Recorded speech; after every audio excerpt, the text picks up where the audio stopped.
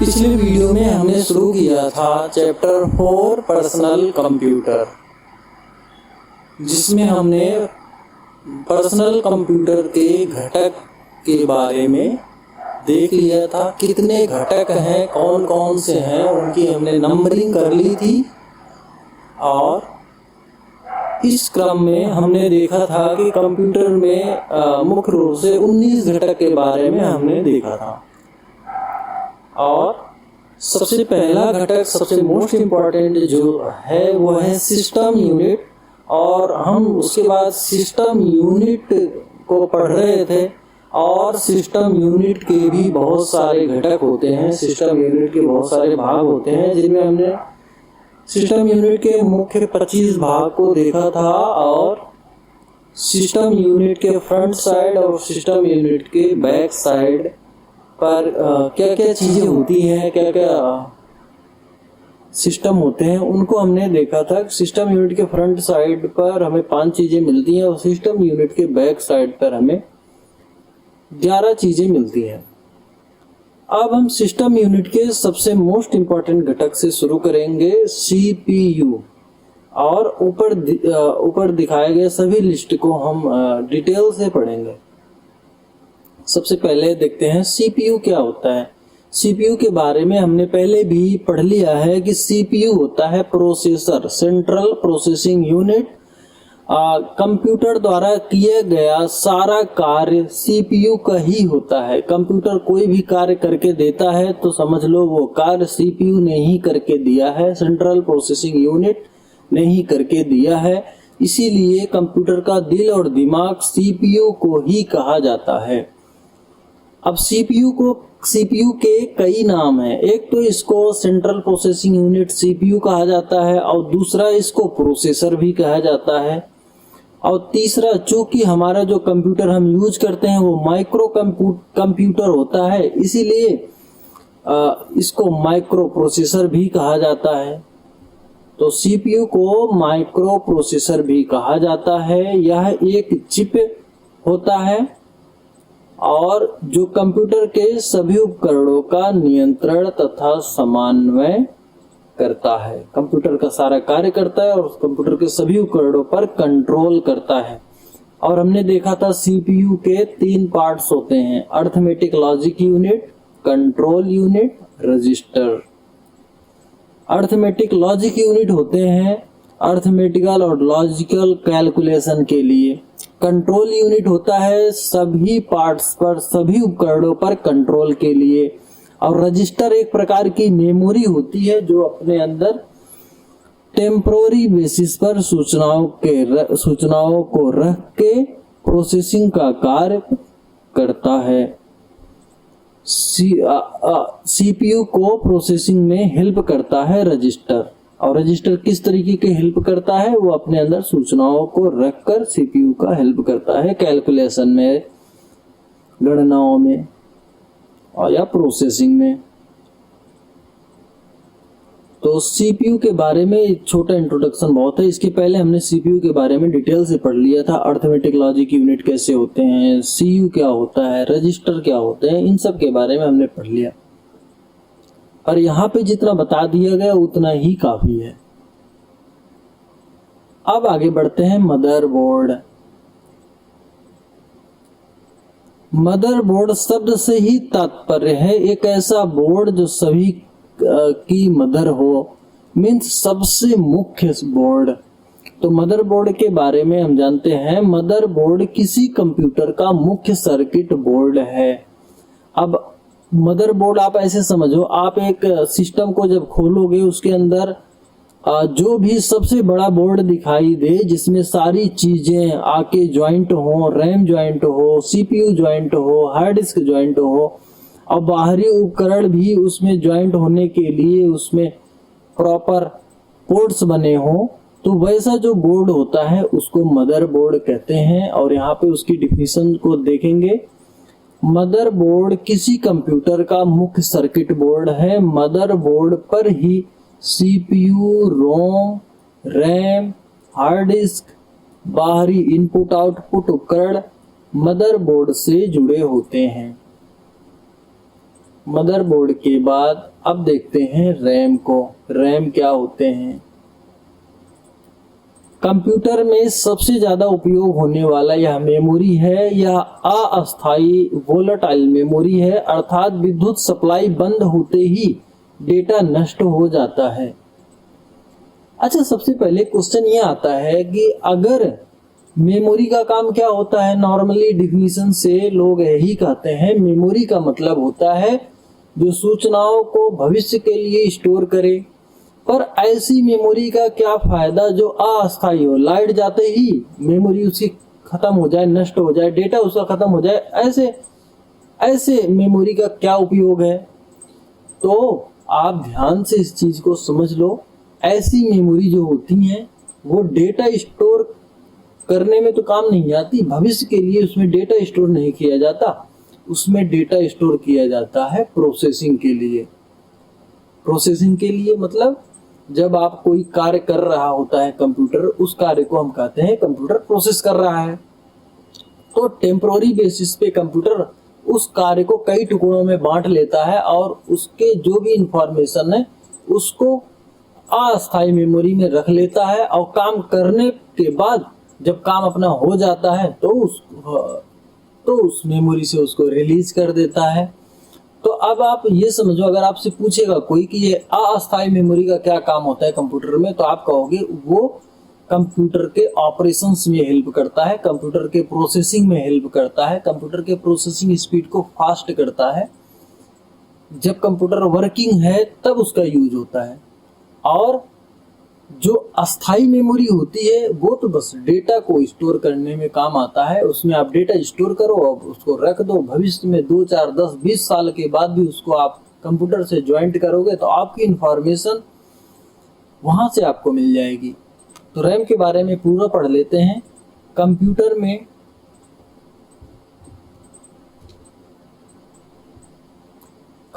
में सबसे ज़्यादा उपयोग होने वाला यह मेमोरी है। यह अस्थायी मेमोरी है, अर्थात विद्युत सप्लाई बंद होते ही डेटा नष्ट हो जाता है। रैंडम एक्सेस मेमोरी इसका फुल फॉर्म है, और रैंडम एक्सेस मेमोरी का मतलब होता है डेटा को कहीं भी रीड राइट किया जा सकता है। अच्छा, कहीं भी का क्या मतलब होता है? देखो, जो रैम होता है उसमें बहुत छोटे छोटे मेमोरी यंत्र होते हैं, मेमोरी डिवाइस होती हैं, छोटी छोटी ऐसी जगह होती है जिसमें डेटा को स्टोर किया जाता है, और सारों को मिला के एक साथ कहते हैं ये रैम है। पर रैम में बहुत छोटे छोटे बहुत इलेक्ट्रॉनिक डिवाइस होती हैं जो एक एक बिट के इंफॉर्मेशन को स्टोर करती हैं।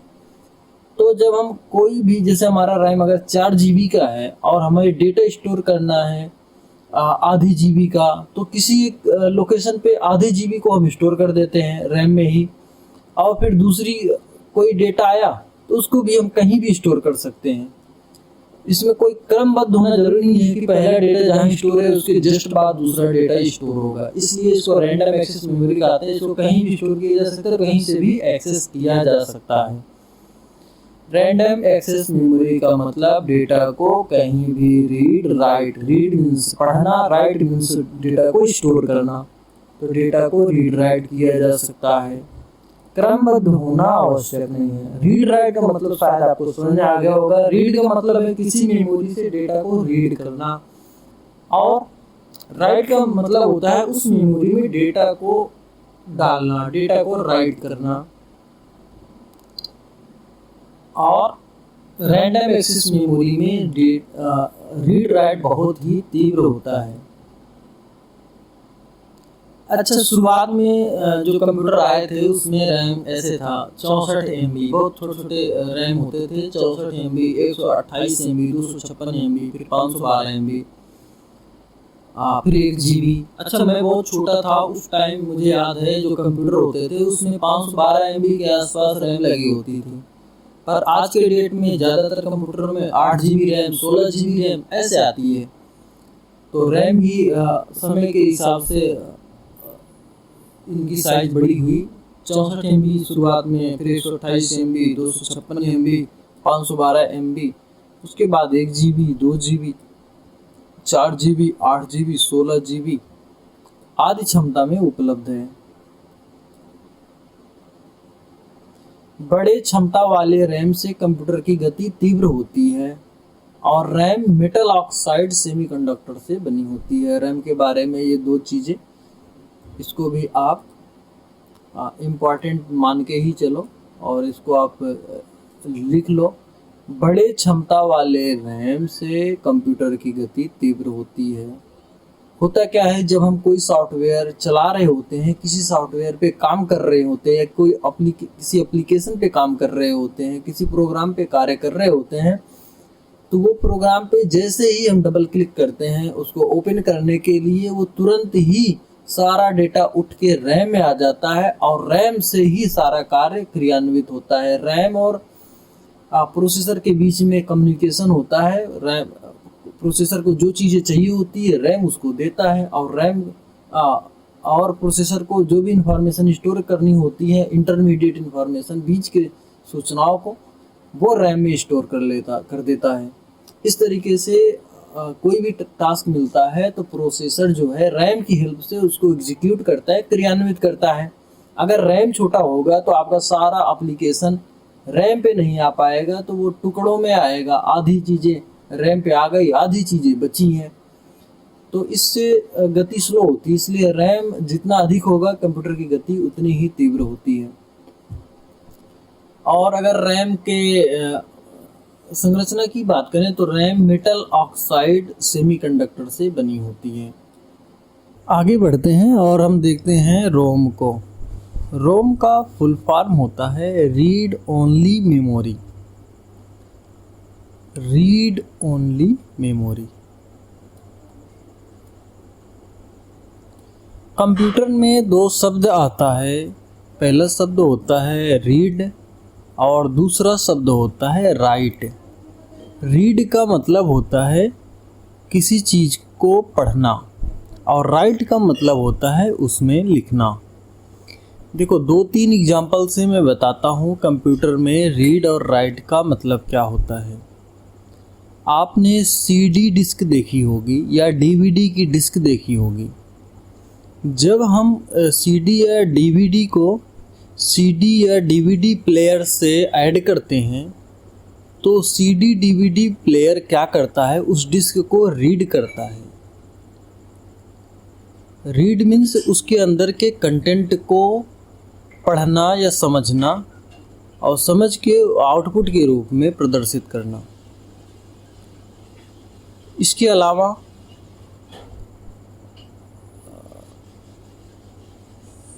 किसी भी चीज़ का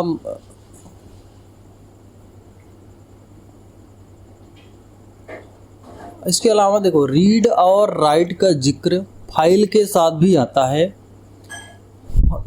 फाइल की प्रॉपर्टी में आता है। एक तो होता है रीडेबल फाइल और एक होता है राइटेबल फाइल। रीडेबल फाइल अगर है और उसमें अगर कंडीशन है ओनली रीड वाला, तो उस फाइल को हम केवल रीड कर सकते हैं। उस फाइल को रीड करने का मतलब उसको शो कर सकते हैं, सीन कर सकते हैं। और राइटेबल फाइल होते हैं, उसके अंदर उसके कंटेंट को हम चेंज भी कर सकते हैं, उसके अंदर बदलाव भी कर सकते हैं। तो रीड और राइट का मतलब थोड़ा थोड़ा समझ में आ रहा होगा। रीड का मतलब है उसको प्ले कर सकना, उसको ओपन कर पाना, ये होता है रीड। और राइट का मतलब होता है उसमें बदलाव कर पाना, परिवर्तन कर पाना, ये होता है राइट। तो कंप्यूटर एक प्रकार से है रीड ओनली मेमोरी। मीन्स ऐसी मेमोरी जिसमें हम कोई बदलाव नहीं कर सकते, केवल उसके अंदर के कंटेंट को रीड कर सकते हैं, उसके अंदर के कंटेंट को एग्जीक्यूट करा के उसको प्ले कर सकते हैं, पर उसके अंदर के कंटेंट को हम चेंज नहीं कर सकते हैं। तो रोम एक ऐसी मेमोरी है जिसमें हम कोई भी चेंजेज या बदलाव नहीं कर सकते। तो इस तरीके से इसका आप परिभाषा लिखिए। रोम एक ऐसी मेमोरी है जिसमें संग्रहित डेटा या निर्देश को केवल पढ़ा जा सकता है, उसे नष्ट या परिवर्तित नहीं किया जा सकता। यह एक अस्थायी यानी कि नॉन वोलाटाइल, जिसे जिसके अंदर के कंटेंट को डिलीट नहीं किया जा सकता, बदलाव नहीं किया जा सकता, उसको हम कहते हैं नॉन वोलाटाइल यानी कि अस्थाई मेमोरी। तो रोम एक प्रकार की अस्थाई मेमोरी होती है और इसका उपयोग कंप्यूटर में डेटा को अस्थायी रूप से रखने में किया जाता है। अब कंप्यूटर में रोम का उपयोग क्या है? वास्तव में रोम में बहुत छोटा सा प्रोग्राम रखा होता है जो कंप्यूटर के स्टार्टअप में हेल्प करता है, कंप्यूटर को स्टार्ट करने में हेल्प करता है। तो देखेंगे रोम मदरबोर्ड पर स्थित एक सिलिकॉन चिप है जो कंप्यूटर निर्माता कंपनी द्वारा स्थापित किया जाता है। रोम में कंप्यूटर को स्टार्ट करने के लिए आवश्यक सॉफ्टवेयर स्टोर किया जाता है जिसे सिस्टम बूट प्रोग्राम कहा जाता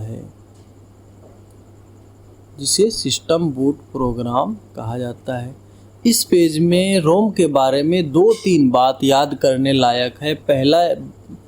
पहली बात ये है कि रोम जो है वो नॉन वोलाटाइल यानी कि अस्थाई मेमोरी है, और दूसरी बात ये है कि रोम मदरबोर्ड पर स्थित होता है और रोम का निर्माण जो कंप्यूटर का निर्माता कंपनी होती है वही रोम का निर्माण करके मदरबोर्ड पर उसको अस्थायी रूप से स्थापित कर देती है। और तीसरा, रोम में कौन सा प्रोग्राम रखा होता है? रोम में कंप्यूटर को स्टार्ट करने वाला प्रोग्राम रखा होता है जिसे कहते हैं सिस्टम बूट प्रोग्राम। उस प्रोग्राम को कहते हैं सिस्टम बूट प्रोग्राम। तो जब आप पावर बटन को प्रेस करते हैं कंप्यूटर और लैपटॉप को स्टार्ट करने के लिए या अपने मोबाइल को स्टार्ट करने के लिए, तो सबसे पहले रोम में रखा हुआ सॉफ्टवेयर वर्किंग में आता है, और रोम में रखा हुआ सॉफ्टवेयर जो बूट प्रोग्राम होता है वो आपके विंडोज़ या ऑपरेटिंग सिस्टम को आपके सिस्टम में लोड कराता है और आपका सिस्टम आपके ऑपरेटिंग सिस्टम के अनुसार कार्य करता है।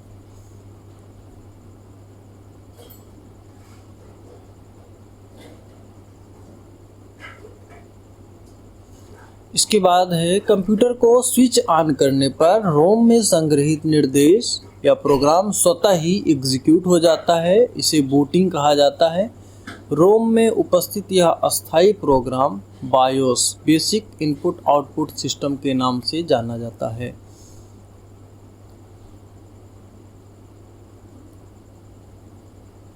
कंप्यूटर को स्विच ऑन करने पर रोम में संग्रहित निर्देश प्रोग्राम स्वतः क्रियान्वित हो जाता है। इसे बूटिंग कहा जाता है। और रोम में उपस्थित यह अस्थायी program BIOS basic input output system के नाम से जाना जाता है।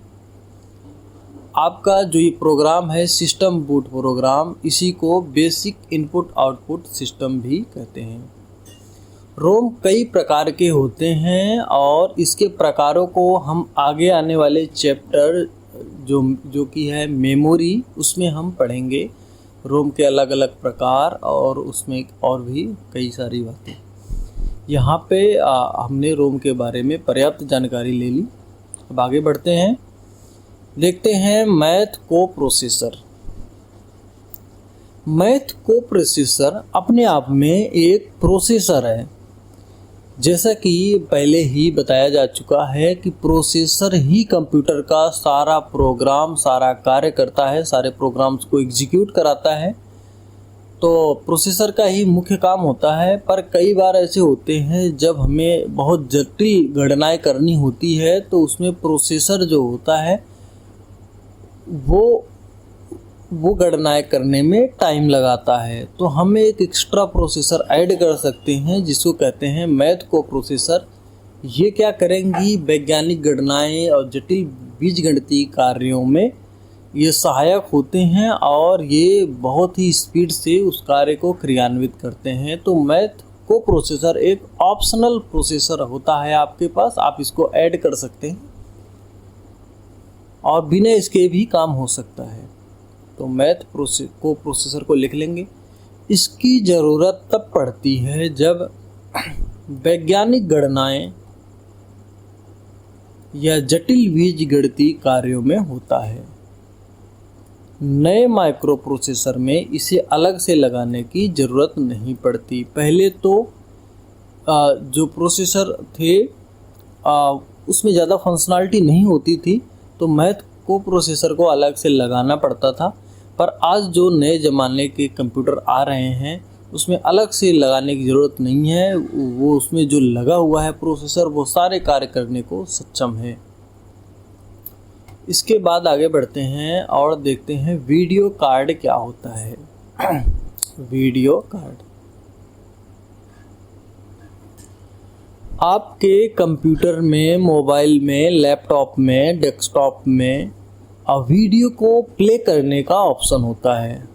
और गेम्स आप खेलते हो उसमें भी ग्राफिक्स का खूब यूज होता है। ग्राफिक्स मतलब चित्रों का एक ही सेकंड में कई बार बदलना, वो ग्राफिक्स कहलाता है, वीडियो कहलाता है। तो वीडियो प्ले, कई बार वीडियो जो है बहुत ही हाई क्वालिटी का होता है और वीडियो को प्ले करने के लिए एक अलग से प्रोसेसर की ज़रूरत पड़ती है। हालांकि इसको प्रोसेसर का बहुत छोटा हिस्सा कर सकते हैं, क्योंकि कह सकते हैं क्योंकि इसमें बहुत छोटा काम होता है। ये मात्र एक काम करता है, वीडियो को प्रोसेस करता है, वीडियो को प्ले करता है। तो मुख्य रूप से वीडियो कार्ड का यूज़ वीडियो को प्ले करने में आता है। वीडियो कार्ड अगर नहीं है हमारे लैपटॉप में तो हम जो है वीडियो को प्ले नहीं कर पाएंगे। इसमें इसको लिखेंगे, इसे ग्राफिक्स एक्सेलरेटर कार्ड या डिस्प्ले एडेप्टर या ग्राफिक्स कार्ड भी कहा जाता है। यह हार्डवेयर का भाग है और इसका कार्य स्क्रीन पर चित्र या दृश्य को प्रदर्शित करना है।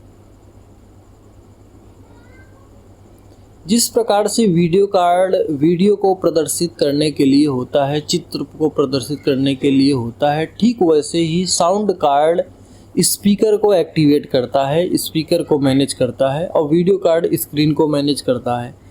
तो साउंड कार्ड की सहायता से संगीत, भाषण या कोई भी ध्वनि के डिजिटल संकेतों को विद्युत संकेतों में बदलकर स्पीकर को भेजता है। एक प्रकार से ये इंटरफेस होते हैं।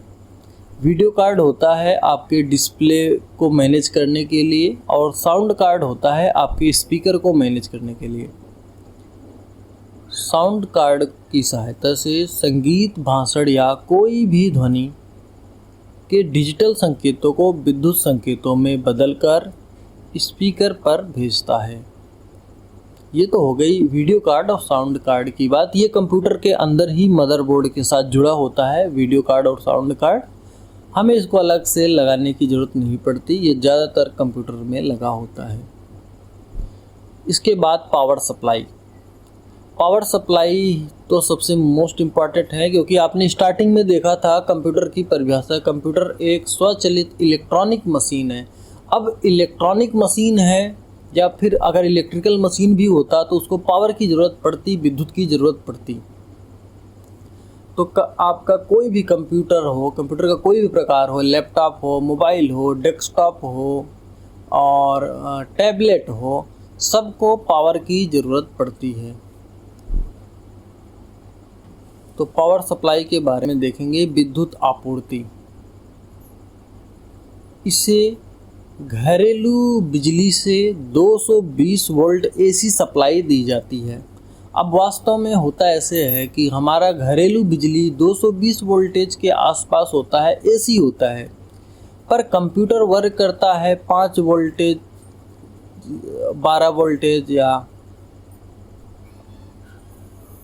20 वोल्टेज मैक्सिमम इस पे और डीसी पे वर्क करता है। तो क्या करता है, तो जो पावर सप्लाई यूनिट होता है वो 220 वोल्ट एसी को चेंज कर देता है 5 वोल्ट या 12 वोल्ट, जिस तरीके की कंप्यूटर को ज़रूरत पड़ती है उस तरीके के वोल्टेज में वो चेंज कर देता है। तो करता क्या है पावर सप्लाई यूनिट, देखेंगे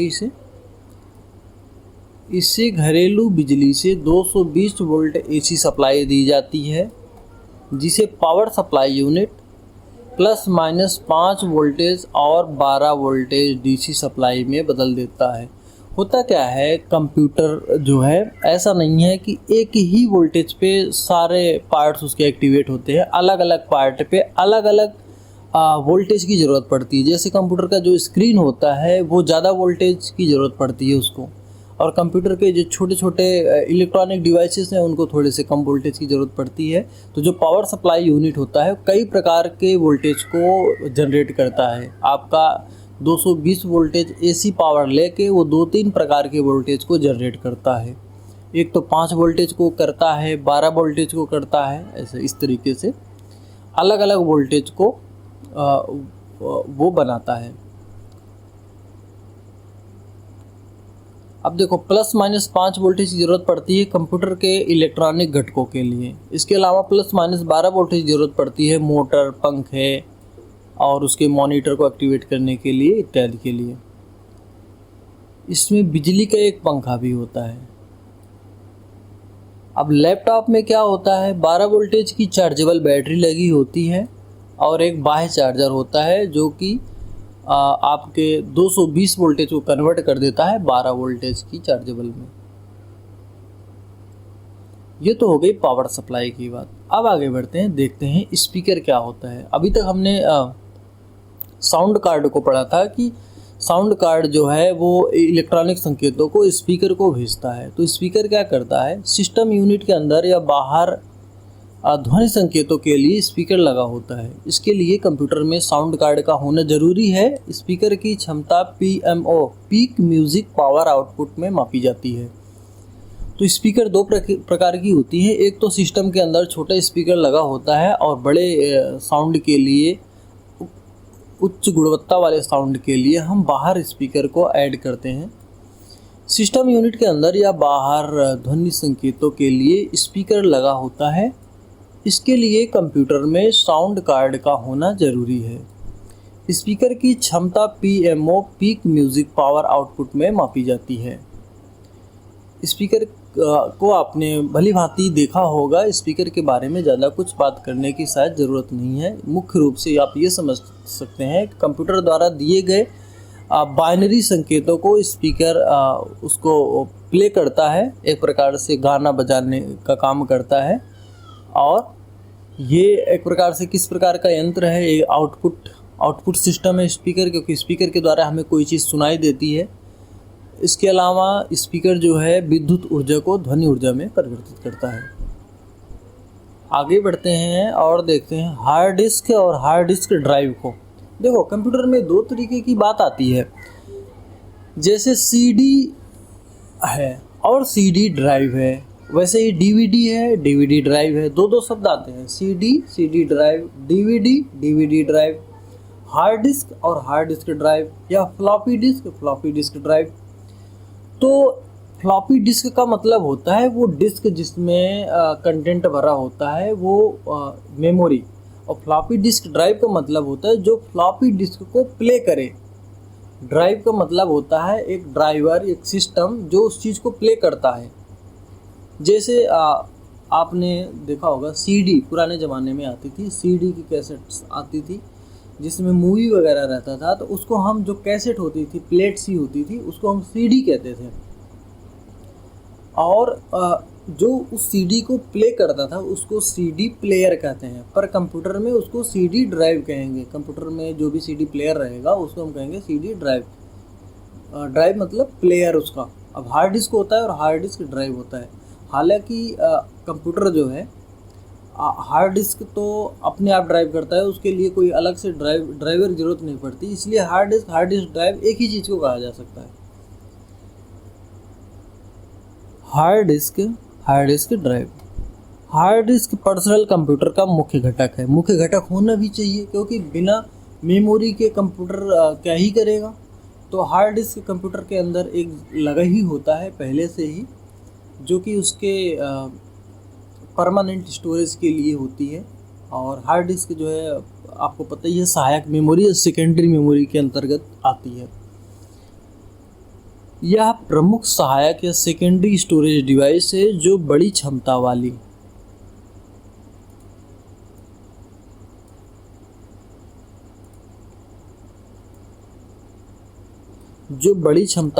अस्थायी यानी कि नॉन वोलाटाइल मेमोरी है। अब हार्ड डिस्क दो तरीके की होती है। एक तो इंटरनल हार्ड डिस्क जो कंप्यूटर के कैबिनेट के भीतर रखा हो, आपके लैपटॉप के भीतर रखा हो, और एक्सटर्नल होती है जिसको हम यूएसबी द्वारा या एक्सटेंशन द्वारा हम बाहर से जोड़ पाएँ, वो होता है एक्सटर्नल। एक्सटर्नल की हिंदी होती है बाह्य। इंटरनल हार्ड डिस्क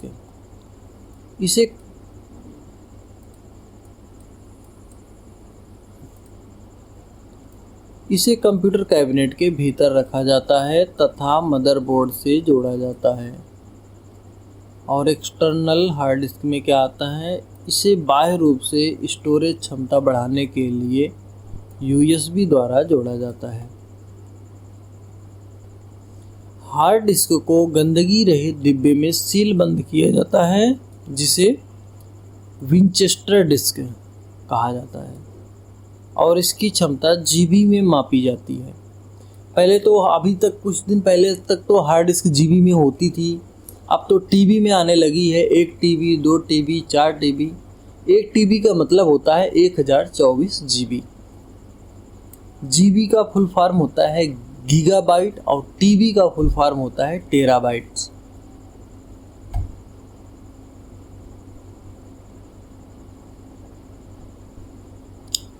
इसके अलावा कंप्यूटर में टाइमर होता है जो कि बहुत अंदर की बात है। कंप्यूटर में एक टाइमर होता है, यह कंप्यूटर के ऑपरेशंस को सिंक्रोनाइज करता है। इसके लिए इलेक्ट्रिकल पल्स पैदा करती है तथा इसके स्पीड की गणना गीगाहर्ट्ज में की जाती है। वास्तव में कंप्यूटर जो है जब काम करता है तो एक साथ जैसे आपके देखो कंप्यूटर का सारा कार्य तो करता है सीपीयू। तो सीपीयू में कंट्रोल यूनिट होती है जो कि माउस को, कीबोर्ड को और सारी चीज़ों को कंट्रोल करता है। अब आपने मान लो कीबोर्ड में कोई बटन प्रेस किया, वो जिस टाइम प्रेस किया उस टाइम के बाद ही वो एक्टिवेट होगा। तो एक प्रकार से ये तुरंत के टाइम का जो कैलकुलेशन होता है ये टाइमर द्वारा किया जाता है। यह कंप्यूटर के ऑपरेशन को, कंप्यूटर द्वारा किए गए कार्य को सिंक्रोनाइज करता है, मतलब समकालिक करता है। करने के लिए इलेक्ट्रिकल पल्स पैदा करती है तथा इसकी स्पीड की गणना गीगाहर्ट्ज में की जाती है। टाइमर की जितनी स्पीड होगी कंप्यूटर के कार्य करने की भी उतनी ही स्पीड होगी और इसको गीगाहर्ट्ज में प्रदर्शित करते हैं। हर्ट्ज का मतलब होता है पर सेकंड ही कितना ऑपरेशन कर रहा है, कितना इलेक्ट्रिकल पल्स पैदा कर रही है।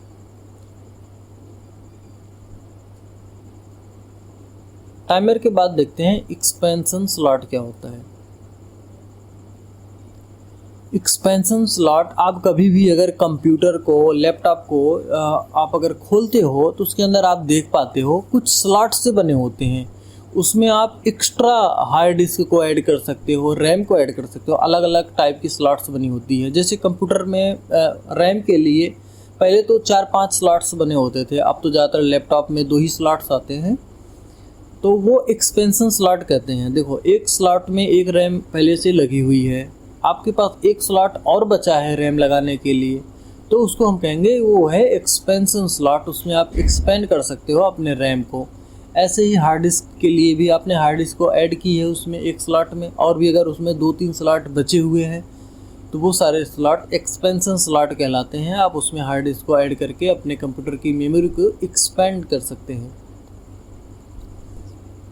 तो देखेंगे यह कंप्यूटर के मदरबोर्ड में निर्धारित वह स्थान है जहां भविष्य में किसी अन्य उपकरण जैसे रैम, हार्ड डिस्क को जोड़ने के लिए स्लॉट्स बने होते हैं। इसके बाद आगे बढ़ते हैं, तो देखते हैं कंप्यूटर कैबिनेट। कैबिनेट का मतलब नॉर्मल होता है डिब्बा। कैबिनेट का मतलब होता है उसका डिब्बा। यह प्लास्टिक, एल्युमिनियम धातु का बना एक बक्सा होता है। कंप्यूटर के सभी घटक इसी केस के अंदर स्थापित किए जाते हैं। यह सिस्टम यूनिट की बाहरी संरचना का निर्माण करता है।